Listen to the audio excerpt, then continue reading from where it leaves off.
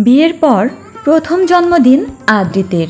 বিয়ের বিভিন্ন রীতিনীতি, হানিমুন আর কাজের চাপের মধ্যে আদ্রিত কিন্তু ভুলে যাননি তার ভক্তদের। তিনি কথা দিয়েছিলেন ভক্তদের সাথে তার জন্মদিনটা কাটাবেন। হলোও তাই। অসংখ্য ভক্ত অনুসারীদের নিয়ে আদ্রিত আজ জন্মদিনের কেক কাটলেন। কথাও বললেন মন খুলে।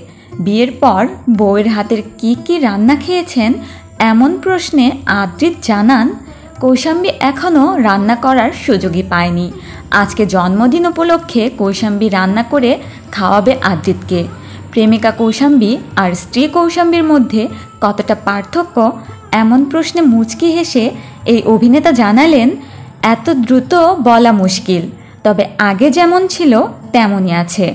আগে শুধু আদ্রিতের কাছে স্পেশাল ছিল, আর এখন পুরো পরিবারের জন্য স্পেশাল হয়ে গেছে কৌশাম্বী।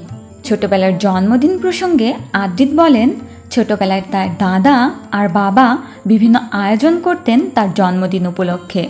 বন্ধুবান্ধব আর পরিবারের সবাই মিলে নিকো পার্ক ঘুরতে যেতেন তারা।